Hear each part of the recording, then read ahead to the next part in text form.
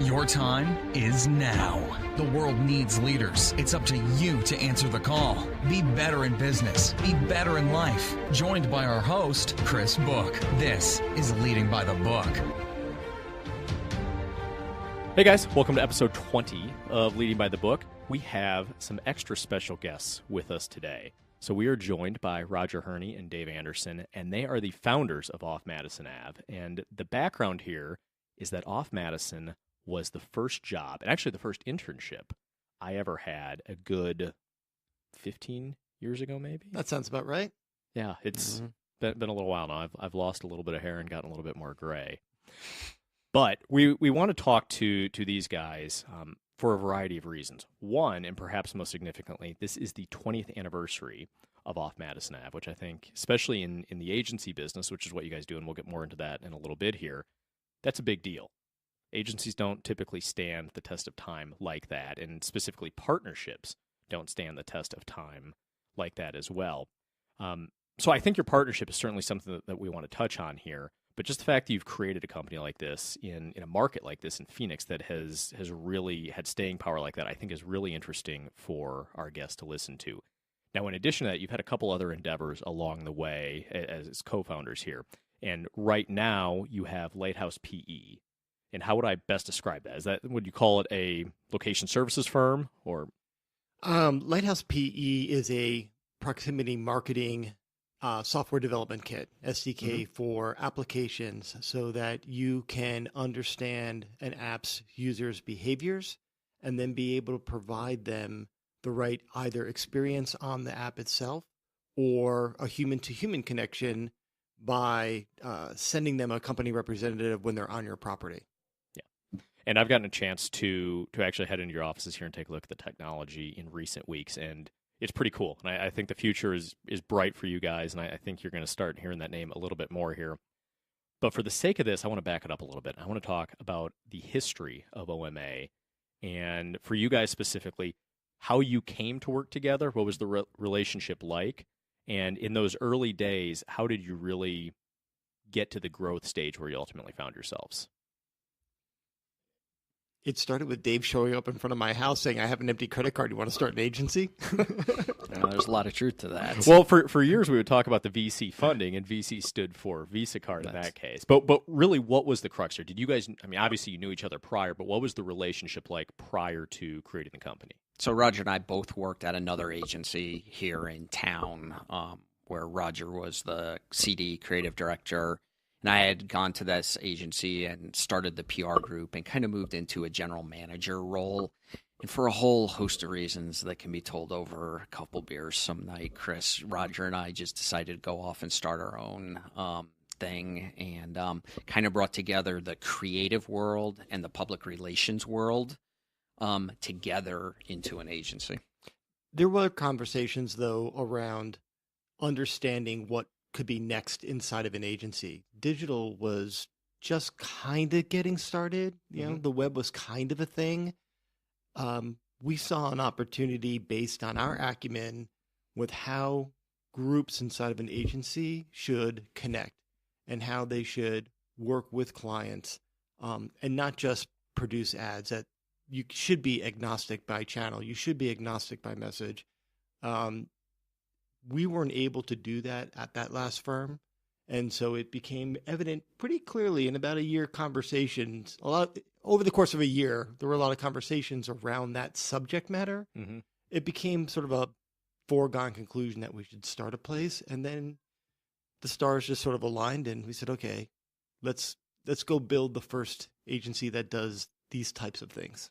Sure. And when you did it in a market like Phoenix, what was the thought behind that? Because obviously, you know, Phoenix is not what you would refer to as a true agency town, the way we would look at New York specifically, or even Chicago or San Francisco in that regard. And I believe you worked in San Francisco in the agency business for a little bit. Well, one, we lived here, and neither one of us, I think, were willing to move at the moment. But honestly, Phoenix is an incredibly entrepreneurial town. And that's why the restaurant industry, other sorts of franchises, there's a lot of businesses that start here because it's just the community here is so conducive to starting your own business. you don't have the same kind of hurdles that you do in other countries, in other cities. I know in San Francisco, rent almost makes that cost prohibitive. Mm-hmm. So the opportunity was both, convenient, but it's also a pretty darn good place to start a business. Yeah, I think the name sums it up off Madison Ave, that, Madison Ave was much more in the heyday back in the late 90s when we started. And, Roger had worked for the largest agency on the planet, McCann Erickson. And there's a lot of good talent in this market. And our philosophy was you don't have to be on Madison Ave to get great work done, to get forward thinking, to find good people. And so the name was very deliberate with us being in this market, put us up against some of those big names or other markets, and we can compete that way. Sure. Plus, the name was also a position against everything else that was happening. It wasn't, hey, if you're Madison Avenue traditional, off Madison Ave is going to embrace new technologies. It's going to embrace new ways of doing things. It's going to embrace digital. And that alternative thinking, that lateral thinking was baked in from day one. It's interesting when you tell people you're from Phoenix, even to this day, I don't think they give you the respect that it rightfully deserves. And a lot of people, something you get a lot is, oh, it's so hot and all this. But when we started our company in 2010 or 11, there was a lot of pressure to do it in the Bay Area. And to your point, it's so incredibly cost prohibitive. And you're now starting to see VCs more readily invest in companies that are in places like Indianapolis. And obviously Chicago's big, which at least for a big city has a relatively low cost of living.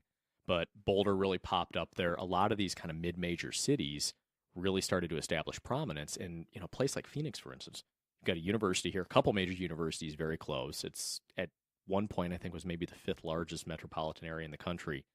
And when you combine that with the cost of living, and for companies that are going to be very cash poor at the beginning, there's no reason not to look at it. And the funny thing about it, though, is that's such a counterintuitive thought, especially in a business like the agency business, or, if you're running a tech startup, for instance, you got to go be in these markets because you feel like you want to be with the big boys.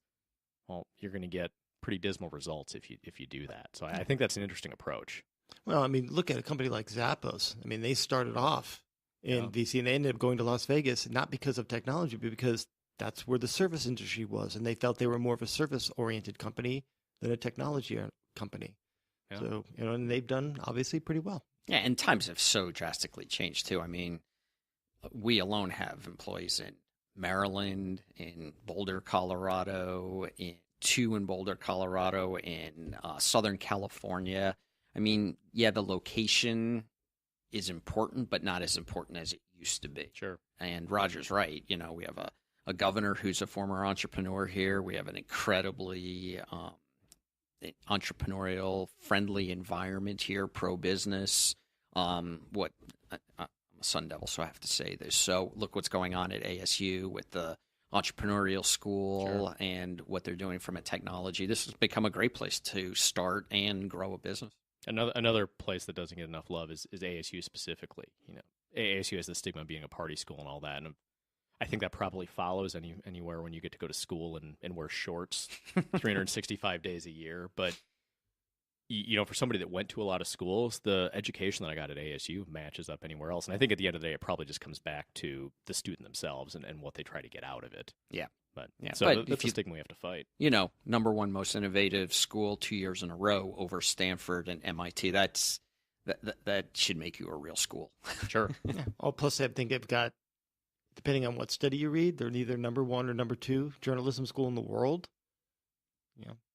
That's pretty amazing. Within that the business school overall, I think is a top 25 business school, and there's some programs within it like supply chain that are very, very highly rated. By the way, supply chain, something I did not appreciate until I really started working in the retail world.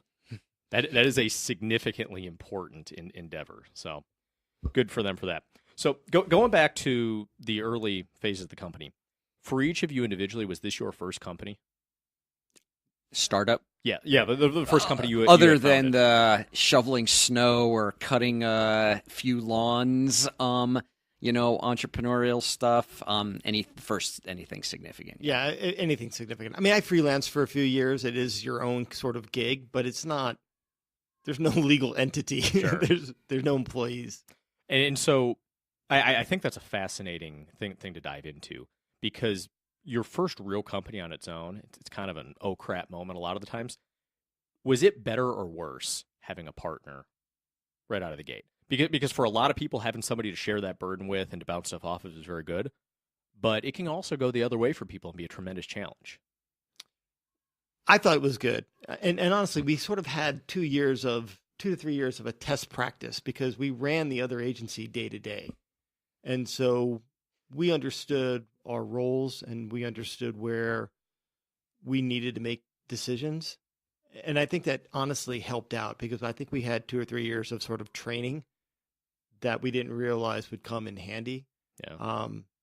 And so I found that to be, to make, I don't feel like there was pressure, to be perfectly honest with you. So, and I don't think having a partner or not having a partner, I mean, on a personal note, I had a portfolio I could rely on, and I could go out and get another job. Honestly, I think we were just naive. We had enough knowledge from the previous agency to help get things going, and a point of view and a philosophy. And that seemed to be enough. And being a little ignorant of all the obstacles, I think actually was a benefit. That's my POV, Dave. Yeah, no, I would totally agree. I think having a partner, I know, tons and tons and tons of entrepreneurs, and yeah, there's pros and cons to everything, but having somebody to share the successes and share the misery is, I think the two heads are better than one. I will say that what I would attribute the success of a partnership for, 20 years now, the most important thing we did was on day one, as 50-50 owners of an organization, we agreed on, here's the issues that Roger has final say on. I can give my input, I can jump up and down, I can scream, I can yell, I can do whatever, but at the end of the day, these issues he has the final say on, and I have to respect that. And then there's a separate list on our side, and we established that literally like day one. We searched the internet and we found a partnership agreement and we wrote it in, and that to me is the single biggest part of why we've been able to keep it going, because we had very clear lines, even though you're 50-50 owners, and we have respected that throughout the entire time. Well, there's plenty of times he hasn't liked what I've ultimately decided, or I haven't liked what he's ultimately decided, but we discuss it. We both can walk away and say we got our input in, but I will respect that you made that decision, and let's go have a beer. One of the things I'd written down a little bit later to talk about was decision making. Do you think that breaking it out like that has helped you guys to make faster decisions? Oh, hands down. Yeah. Because individually we make decisions as if we didn't have a partner, but we have the reliance of a partner's knowledge and input in the decision. 20 years later, it's literally like being married. He'd be like, yeah, like, hey, Roger, I did this. Yeah, kind of figure. No problem. Yeah. It's just almost because there's very few things that require a lengthy conversation, because 20 years later, you've seen just about everything too. You've been in a lot of the same situations. We learn by making more mistakes than we can even count, and what to try to do better the next time. I don't think people really realize how important it is to make fast decisions. There's a tremendous, tremendous amount of risk that goes into making decisions. So I've been involved in organizations where a pivotal decision, like a go, no go, like this could save the company or potentially kill it decision, takes 2.5 years to make.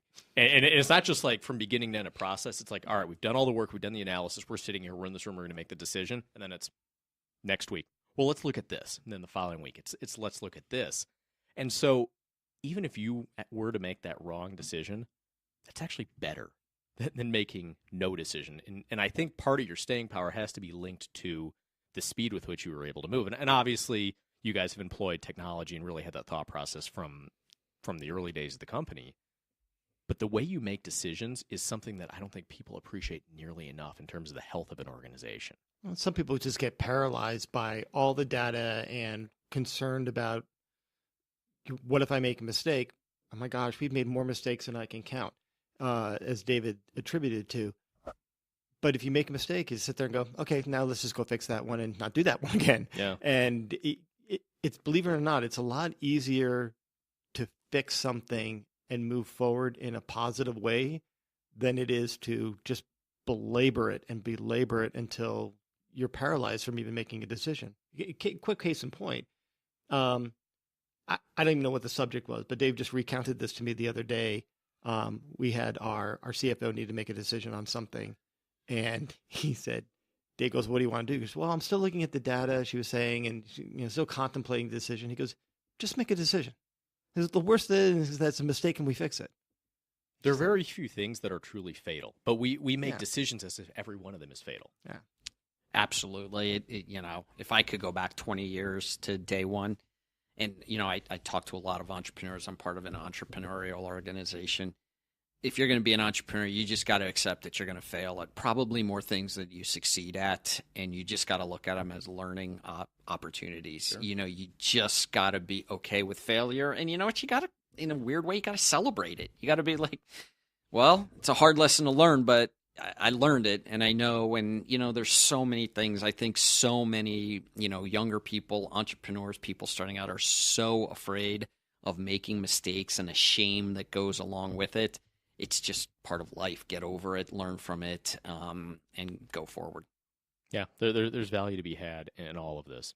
So to that end, are there any decisions that you guys made as a company? Obviously, the first decision was forming the company and then really laying out who is going to do what. But are there any key decisions you look back on with the company that absolutely were critical in putting you guys on the path that you ultimately ended up on? Well, you were. Oh, sorry. Go ahead. No, I was just going to say hiring Chris Book. I thought that was like exactly. decision Yeah, that's number what one. I was going to say too. I mean, we attribute it all to you. So no, but I would, I would say that, while Roger and I started as a very traditional type of agency, and you were very involved in this when we joined forces with our dear friend Jay Baer, which you came on board shortly after that, or right as that was going on. Yeah, I think things were kind of in the process of being finalized and integrated, yeah. We had many decisions about growing our digital organically or, going with Jay and combining our companies together. And I would say that was one of our major and smart decisions because it kind of leapfrogged us into the digital space much quicker than many others that were still trying to figure it out, or is this here to stay or whatever. Looking back on that period, so when I joined the company, I think it was probably within maybe a month or two of it becoming official. And, since then, I've been part of quite a few mergers at different companies that I've been at. And I think back on that time period a lot because of how smooth that integration actually was. And I'm sure, with the stuff that you guys saw, it might not have been as smooth as it looked to us sitting in our desks every day. But it blew me away looking back on that. When I walked in there, and the productivity and the cohesiveness of the teams. Effectively, you had two completely different companies that just very quickly had a shotgun wedding. At least it seemed like that for us. And all of a sudden started working together and producing this amazing work. It was a little more it was more of a foregone conclusion with Jay to a certain degree. I mean, one, you got to understand, I'm not sure when you first met Jay, Dave, but I knew Jay since like 95, 96. So, we had known each other, had worked together both as a client and a vendor during that period of time. So there was a history there. Also, Dave's right. We had a decision point whether we want to grow this organically or do we want to, partner with somebody. That wasn't a decision when we, decided to do our deal with Jay. That decision was made 2-3 years earlier when we had conversations with Jay about whether or not we should be organic or grow it. And we decided like, okay, we'll have Jay be our guy. And at some point when he's ready, we'll acquire or merge the two companies together. He wanted to go do some things and we're like, okay, we just won't build it organically. So there was a little bit of that. So there was a lot more legwork that was done that was never seen by anybody. The most important thing, however, is that culturally it was a fit. And that's where most companies make a mistake in M&A activity is that they don't blend cultures correctly. Or they make assumptions that it's going to be Right. fine or it'll work itself out. So it was more of a seamless transition, only because we'd been working with them for a couple of years anyway as sort of our digital arm. So with that cultural, I guess, line of thought, one of the things that I think has really separated off Madison Ave from other agencies and specifically other companies that I've been at, and that includes companies like Disney even, is the culture component of it and how actively you welcome people into the culture and how, in a sense, it seems that most people that work with the company actually view themselves as the people that police the culture. And I think that's a very, very important thing just to ensure continuity. But I'm sure that from your perspectives, you had to be very deliberate in creating that culture, in determining what kind of culture you wanted to have, and in taking a very detached view to make sure that you're maintaining that. So how for somebody that's either starting a business or running a business now, how do they best approach a culture to make sure that they're putting, one, the right culture in place, and two, that they're paying attention to any pitfalls to make sure that they don't get off the rails? A big part of the culture is our personalities and how Dave and I work together. I used to think that how we did things needed to be kept very close to the vest. And 5 or 6 years into the business and it being really successful, one of my friends who owned a couple businesses reminded me, he said, because I don't think you understand how special the relationship that you and Dave have and that how that permeates through all parts of the organization. He said, you could take your business plan and philosophies and you could dump it on another agency's desk, another CEO's desk. They're not going to be able to pull it off because they just can't embrace that. They don't have the personality to embrace that type of inclusion, that type of entrepreneurial spirit in everybody that you hire. And that's when I realized that, okay, we do have something really special from a cultural standpoint. We don't necessarily dictate to everybody, here's what you need to do to be a part of the culture. Oh, and I think that's the beauty of it. And that's what I'm getting at. Is Right. It's in the air. You don't. It's not written down anywhere. There's no rules or guides. Well, it's just part of what you become when you join. As owners, we provide the guardrails for a culture. You can't dictate a culture, but it's the people that you bring into the organization that create the culture, police the culture, like you said, that are the ones who, this is the way we do things. Don't do that gossip. That's not how we work. Don't be critical. So you provide those guardrails that you give those people who truly care and want to look for a place to come to work every day and let them help build and guard and protect that culture going forward. Yeah. And we do have every new staffer that comes on, Dave and I both meet with, and we take out to lunch, and there's a history of the agency thing that I do. Dave sits in on it sometimes. We've always said these 3 verbal cues to everybody coming on board, that instead of mission statements that try to describe the culture and how you should be, part of it you'll get through sort of osmosis being there. Everybody needs to respect what everybody else does, because an idea can come from anywhere, regardless of what your background is. And if you can't respect that, probably not the right place for you. Everybody has to work together. No one works in a vacuum, so you have to be collaborative. And if you can't do that, we're probably not the right place for you. And finally, you have to apply lateral thinking and be entrepreneurial in your spirit. And if you can't do that, probably not the right place for you. So we look for individuals that possess those qualities, and the rest kind of takes care of itself. So years ago, when I'd started a company, I would show up at your doorsteps looking for advice very frequently. And one of the, actually, I think it was probably the first thing you ever advised me was to hire very, very slowly. And I remember we were actually sitting at a Starbucks when you told me that, and I was in growth mode. I'm like, I want to go. We're gonna get 50 people and all this, and it's gonna be great. And looking back on that, I think that certainly proved true. But one of the things that I think has made off Madison Ave great is the quality of people that you've had come in there. Now, the flip side of that is when you hire really good people, they're also going to go and start their own thing at some point or whatever it is. And I guess there's a risk, so to speak, to doing that. But you guys have somehow managed to create a system where you bring in great people and they make incredible contributions to the company. And if they go and they do something else, they're still welcome back with open arms. We're sitting here right now as a result of that. And I think that speaks volumes to essentially the way the company has been run and the way the company's hired itself over the years. Is hiring something that you guys really place incredible emphasis on a daily basis?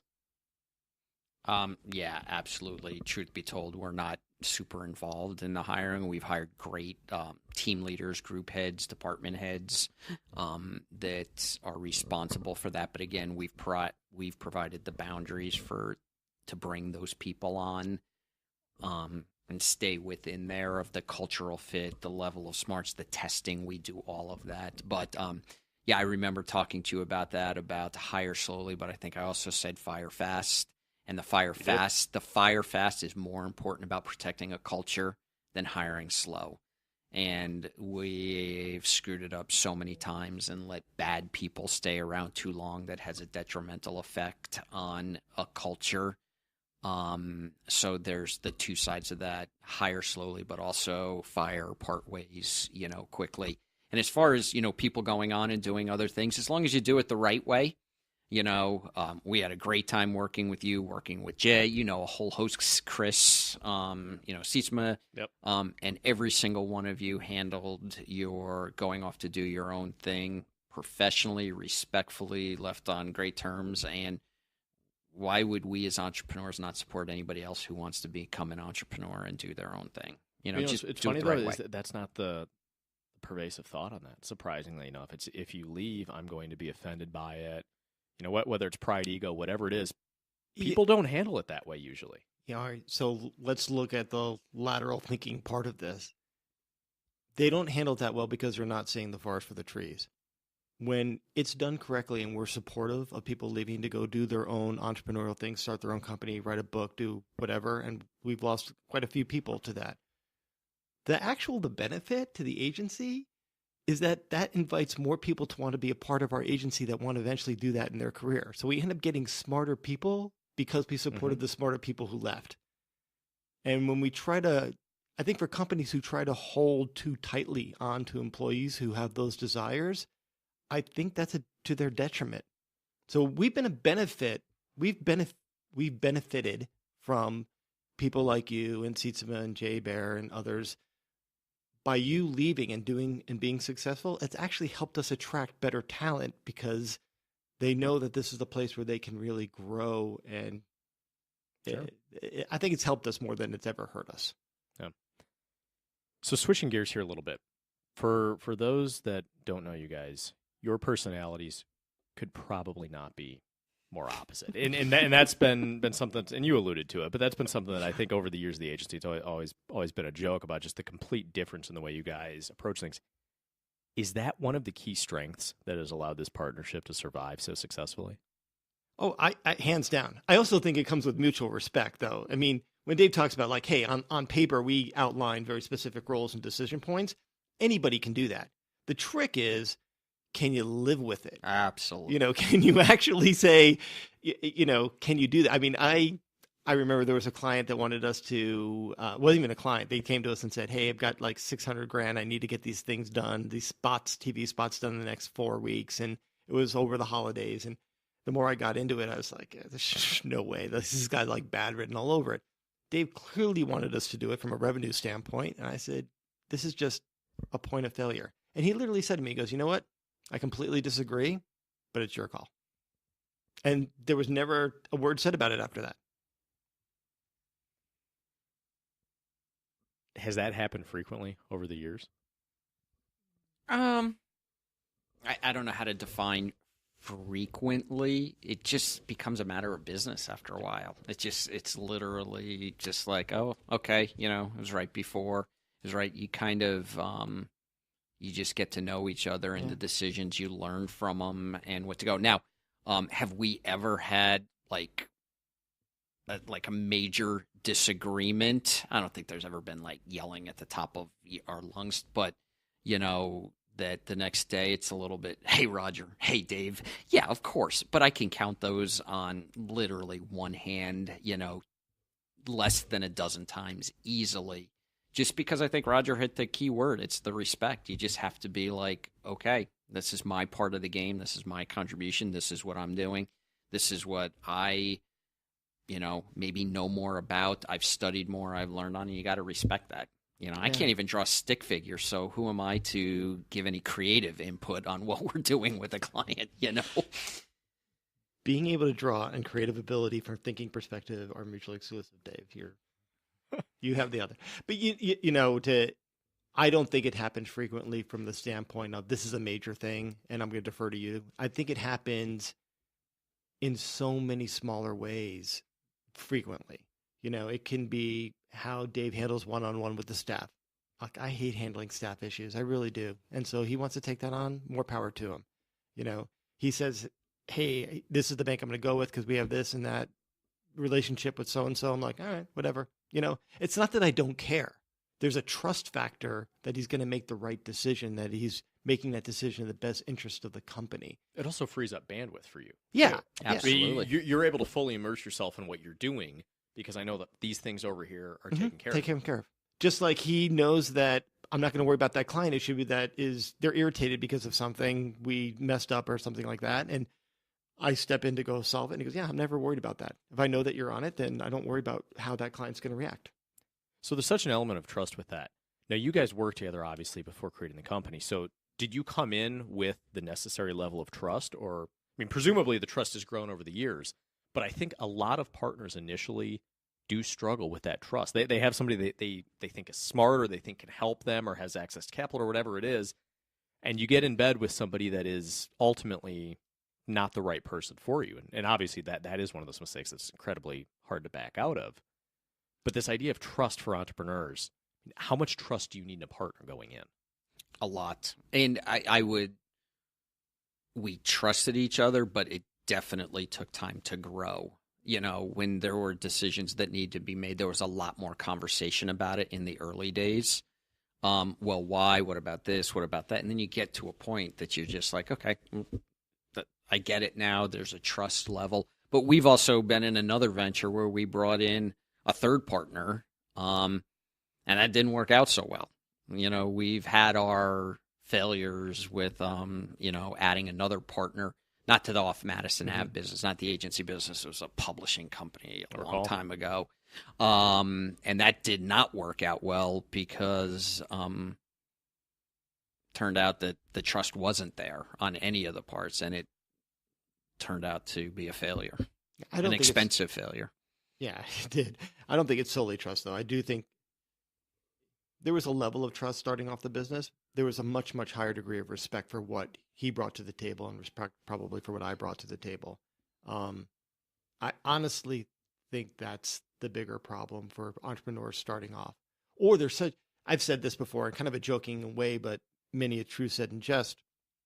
I said, our partnership works because Dave and I are good enough friends to be great business partners, but not such good friends to be shitty business partners. Yeah, I think that's very true. We obviously, it's like a brother, but we don't hang out on weekends together. Our lives aren't that entwined, and I think that's good. I think a lot of partners get into business and, they live on the same street or their, wives are best friends and they, there's kind of like almost spending too much time together. So myself and Chris Sietzma. Yeah. Perfect. Yeah. Well, I don't know if you guys spend that much time together on the other side of things, but you guys have all we do is travel together, go to football games together. Yeah. Well, here's the difference. Here's the difference, though, that you and Chris have been friends for, a dozen years now? Probably 15 years. Yeah, 15. So you guys know each other at a way deeper level than, Roger and I knew each other for 2 years, maybe 3 type of thing. So that's a bit different. Yeah, and it was just work environment and a couple of dinners. And we've done some of those things. We've done a couple of vacations together and like shared a house rental that we sort of split a couple of times. So we've done some of those things, which I think is healthy, but not so much that it impedes the business relationship. Sure. Well, I think the big thing about this too, just with kind of that whole thing, is what comes through very clearly when you see you guys together is there's no ego. at least as it relates to the other person. I think for partnerships, ego ultimately gets them. And you hear it a lot. I think the old adage is partners can't handle success. And so when things grow, no, it was me that did it. No, it was me that brought all of this. You guys are so good at understanding what you're good at, but also shedding the ego enough to know, obviously, Roger with creative things, he's got that. I'm not good at that. And I think when you find people starting companies, generally they're going to be type A. They might have gone to the same business school or whatever. That doesn't necessarily lend itself to success. If you've got two people with the same skill sets, they're going to constantly clash time and time again. So being able to check that ego and shed that ego has got to be a key to making this work. Yeah, I mean, absolutely. Again, there's a level of mutual respect that I cannot underscore enough. And I think, honestly, if I were to point to one thing, that would be the trick. So over the years, how have your views on leading and managing companies changed? There are the key things that were key changes that you learned. So for instance, for me, I got very, very bad advice, not from Dave, not from you, Roger, when I was a 25, 26-year-old kid, started a VC-funded company. And remember, this is, when Facebook was really growing and you saw a lot of these companies, and everybody wanted you to emulate Steve Jobs or Mark Zuckerberg. And as a result, I was terrified all the time because I felt that I had to have every answer. I felt that I had to look like I was in complete control and, I had all the confidence in the world and all this. Is the worst advice I ever got, because ultimately over the years what I learned is that leaders actually don't need to have the answers. They need to have people on their team that do have the right answers, effectively saying I have people on my team that are smarter than me. So you got to be able to check your ego. You got to have a heavy dose of humility to be able to do that. But that was a fundamental shift in my career that actually really, I think, probably allowed my career to take off. Because once I figured that, once I was able to empower the people around me instead of figuring that or just feeling like if I don't tell them exactly what to do, they're going to think I'm weak or they're going to think I'm dumb or whatever. Like that was a fundamental shift in the way things worked for me. I will say that my father gave me some really good advice, and it was relating to not business, but I apply it to this. He said, what's good for one marriage is poison for another marriage. And the way Dave and I work, it was never trying to be the next Steve Jobs or the next, Zuckerberg. It was trying to be true to who we are and how we saw things. And so while there are lessons to be learned from amazing people like that, I think trying to emulate someone else's style and way of working, I don't think that's being true to yourself. And I think we've always been very true to ourselves and what we believe, and that's led to the success. Who was it that said, comparison is the opposition of joy? Theodore Roosevelt. Was it? Mm-hmm. Good one, Dave. I would have had to Google that. Thank you. Comparison is the thief of joy. Thief of joy, excuse me. Yeah. But to your point, when you're sitting here looking around, either looking at other companies that are successful or looking at other CEOs that are successful and thinking, I need to be like that, that's not going to get you anywhere.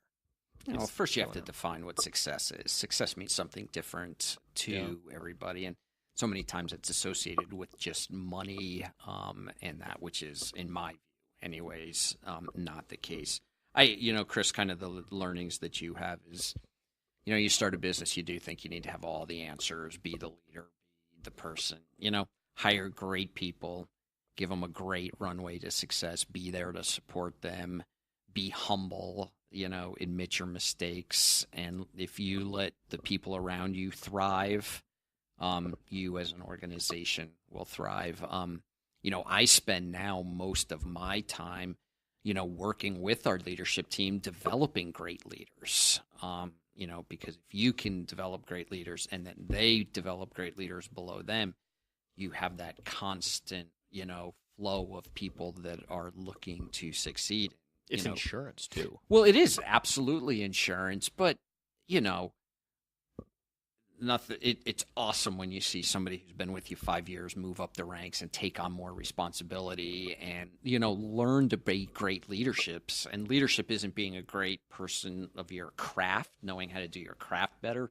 Being a great leader is about how you treat people and being humble and how you work hard to make them better than you every day. Level 5 leadership, John Maxwell. Good, you can go up and down all the books on true level 5 leadership. If you do that, the results that you achieve, not only from a company but just personally. I will tell you the one other thing that I will attribute a lot of my growth as a leader, and I have a long way to go still too, is joining organizations where you're surrounded by other CEOs, entrepreneurs, and that. I happen to be a member of EO Entrepreneurs Organization, a global, but a big part of that is a CEO forum. And having that trusted group of advisors where you can go in and talk to other CEOs and learn from them. Because what I did learn, 98% of every entrepreneur's, every CEO's challenges, or anybody in a leadership, creative director, whatever, they're the same regardless of industry. And you can learn from the people around you, not just trying to figure it out all yourself. Absolutely. For each of you individually, as it pertains to the company, what's the best mistake you've made? That's an amazingly good question. I was due for one. I'm repeating that. That's an amazingly great question, so that I have time to think about it. I will jump in there. Unfortunately, I have to say I'm a slow learner, and it's a mistake that I made several times. But I touched on it earlier. When the worst but the best mistake that I've learned is that when you have a person within your organization that is a cancer, that is a gossip, causes problems or whatever, when you let that go on, it can destroy the culture of an organization. It lets others believe that it's okay to act that way. And it's the quickest way where we've had some of the dips in our organization is where we've kept people that we know don't belong there around too long. And I say, when you say the best mistake, because it took me 2 or 3 times, took us, I'm not going to take all the blame for this one, Roger. We learned the importance of, you can have the best financials, you can have great clients, but if you have bad people, it will kill your organization, and you just got to get rid of that. Yeah, I honestly, I think that probably is the best mistake. I don't want to call this person out, but early on in the company, we hired somebody in a position where this person's experience was amazing, and this person was wicked smart and amazing at their job. And after a few years, you recognize that what this person wanted out of a company and our culture were not the same thing. And it taught us both a pretty valuable lesson on what to look for in terms of other leadership as we grow the company. And I think I take that lesson to heart pretty well. Absolutely. The one other one I would say is, especially entrepreneurs starting out, the thought that any money is good money, any green money, anybody who's giving you revenue is good money, is not true. Bad clients can have an incredibly bad negative effect on an organization also. And so not all revenue is good revenue. Sure. There's incredible opportunity costs associated with that. Looking back, what's your proudest moment in the company? I'm going to point to something that is incredibly benign, and it's just a snippet of a story that is much larger. But a couple of years ago, I was on Facebook, and I was tagged in an image. We have, I don't know how many staffers, former staffers in San Francisco, 8 or 9 or so, maybe more. There's a lot. There's a lot. But about 4 or 5 of them had thrown a party in San Francisco, and it was called a Wear It Once party. So it was a lot of girls, and they clearly had a lot of bridesmaids dresses. But they decided to take a picture, and they took a piece of cardboard and they wrote OMASF on it. And they took that picture and they tagged us in it, and they put it on Facebook. And it was that realized at that point how we've created a culture that has developed lifelong friendships. And it's just, I'm really proud of what people have gone on to do professionally, but the personal relationships that we've helped inspire or put together because of the culture, I'm really proud of that. And that was just a moment where I'm like, how do you put a value on that? How do you put a dollar value that we've created a place where people can work together, do amazing work, and become lifelong friends? It's amazing how, in that case, it's not, it's not a monetary goal. A lot of people think, oh, I'd be getting to this revenue number or this client. But it's things like that. And frankly, I owe a lot to the company just in that vein alone, because my business partner now came from there. I met my wife because Jessica Hayward impersonated me on an online dating site. I remember that now. I forgot about that. I remember goofing on her about that. That is hilarious. Yeah, there are, and many of my best friends still came out of there. Kelly Santina, Jay Bayer, all those people that were so important. Even looking around our wedding, even it was so many of these people, and it really extended beyond business. And I can't think of anywhere else where that's really happened. Sure, I have friends from other businesses, but it was, it became very clear to me there. I think at one point we were sitting around in a company meeting, and actually I think it was Hayward that looked around the room. She said to me, I don't think there's anybody in here that I would feel weird or uncomfortable if I had to go to lunch with right now. She said I would actually look forward to doing that. I think that actually started a program where I think we had rotating lunches or something. Lunch around. We Lunch still around. do it. We still do it. Still do. We have one coming up August 28th. Yeah. So we yeah, lunch we around. still do it. For everybody who's listening, our 15 lunch around, years later. Yeah, for everyone listening, our lunch around, and feel free to steal this idea for your company if you're listening to this podcast, is you divide up your company into groups of, say, 4, maybe 5 people, and who don't really work together, and you force them to have lunch together, and then we all get, and you can give people subjects or contests, and we've done little things like that during the lunchtime. But then we all collectively as a company meet up after lunch to have ice cream or dessert or something like that. But yeah, it's a very effective way to put people in a situation where they have to get to know each other. It's incredibly valuable, and it's a lot of fun beyond that. So what about you? Proudest moment? I'm really proud, like what you and Chris are doing. What others that were part of OMA that have gone on to achieve their own successes. Some great things, which is, awesome. I'm also very proud of some of the other relationships. OMA is about relationships that matter with our team that work together, with our clients, with how we work with vendors. I guess you could talk better than, Roger and I too. I think we have a fairly good reputation, both as an agency and as individuals around the market. And that's really important, that, I can't take a bucket load of money with me to my grave, but I can take my reputation and the agency's reputation and the people around it. So those things is what's, I love seeing other people do so well and succeed and go on to do great things. So to that end, what is success to you? What is success to me? Yeah.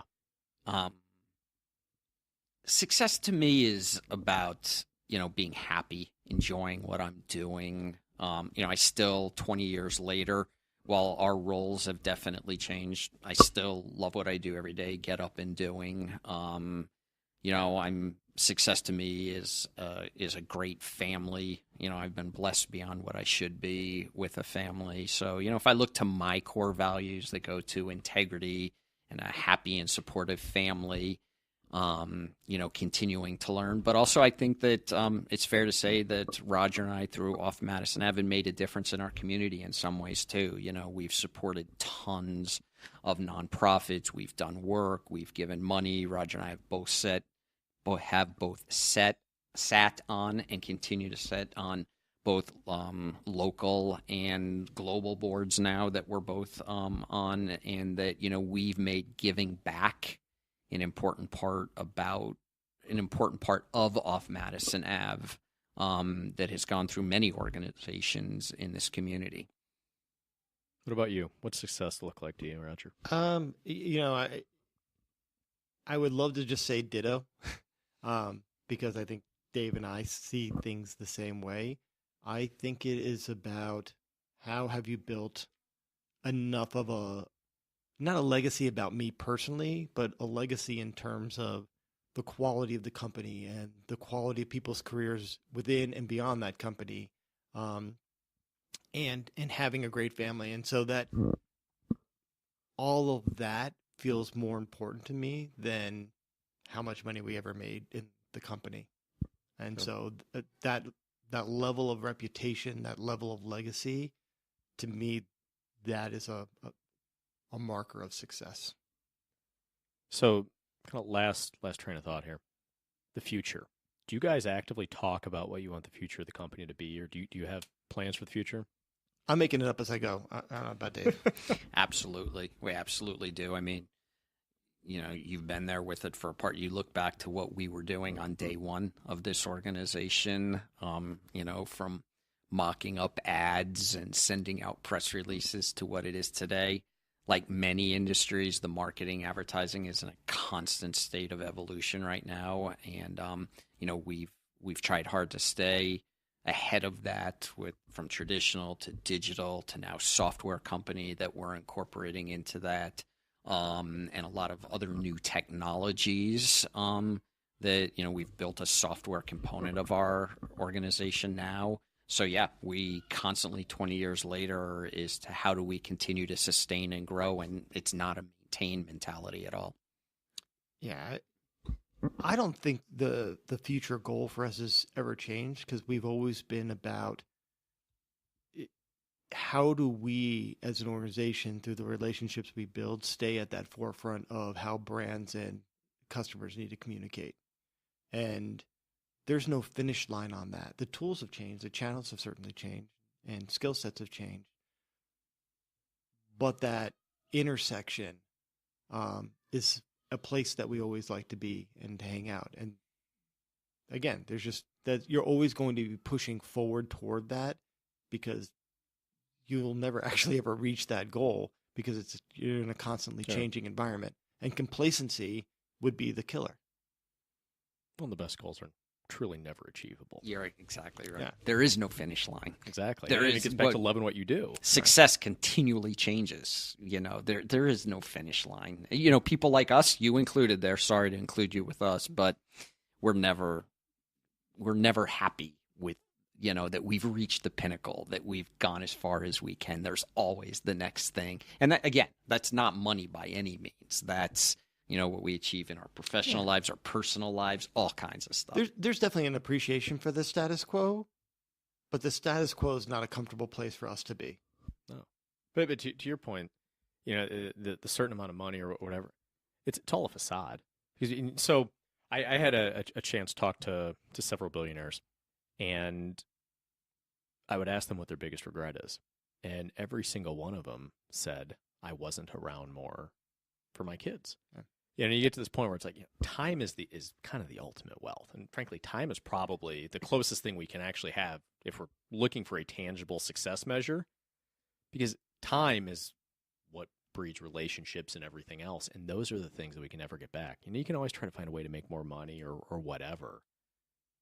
But there are so many experiences, and this really played big for me, kind of transitioning my career is, I saw how much my time was effectively being wasted at a company and doing things that, might have mattered to the company, but didn't really matter in the grand scheme of things. It mattered to me if I was around to see my kids grow up. It mattered to me if I was around to influence them and so that they really knew me well. And, that to me is really what success has become. And I used to think, even 4 years ago, I probably thought the complete opposite. I probably thought success was a title at a, however big company. And it's an illusion, because you're never going to be happy once you get that, because there's always going to be somebody with a better title that you're comparing yourself to. That's like the one thing I've never cared about, titles. Just call me chief cook and bottle washer. It wouldn't matter. I will say this, and this goes to Dave, because I never wanted kids growing up. I mean, like when I was in my 20s and 30s, and now I find myself with two, and I love it. They've made me a better person. But Dave, from day one, has always talked about how family is so important here, and took the time for himself to make sure he spent time with his kids. And he emphasizes that with all the staff as well. Sasha was in yesterday with her child. I mean, on any given day, whether your kid's a canine or your kid's a human, there's 2 or 3 of them running around the office. And that's great with us. I remember I've been teaching art masterpiece at my kids' elementary school the last 4 or 5 years. And I remember somebody about a year or so ago said, "Oh, we have this internal meeting." And I said, "Look, just reschedule the internal meeting." Like, "Oh, well, we can." I'm like, "Yeah, you can. I'm going to go teach art masterpiece to my kid because 20 years from now, me teaching this class is going to be something I remember. Me being in this internal meeting isn't." So get your priorities right. Yeah, it is. And I think it's interesting too, or important, I should say, as an employer to have that perspective as well, because you don't understand how that weighs on your employees. So when our twins were being born, I was actually set to present at a board meeting, and I was told, "No, you got to present in this meeting." And Joy's in labor, and it was a very risky pregnancy, and they were 28, 29 weeks, so they were pretty small, and you're torn between these kind of two sides, these two opposing forces of I need to be there because this is obviously a pivotal moment in my life, and you need to be there for your wife and all that. But the flip side is, this is also how I support my family. Mm-hmm. This is how this is where their health care comes from. This is where the roof over our head comes from. And not having that perspective as an employer to understand the pressure that you put on people when you force them to choose like that is incredibly detrimental in a lot of different ways. So I think just having a heavy dose of empathy as employers, and you guys obviously do, and I think that's also something that we probably should have touched on, is just understanding how other people think in relation to the impact things have on them is absolutely crucial if you want to run a company that has any semblance of success or impact on people's lives. Yeah, we get schooled all the time, particularly from Sasha's our director of client services, on emotional intelligence, and so that's not lost on us now. Absolutely. Well, I appreciate you guys spending some time here. You both individually and the company collectively have had a tremendous impact on my life, and even where I am to this day. I owe a lot to you guys. Thank you.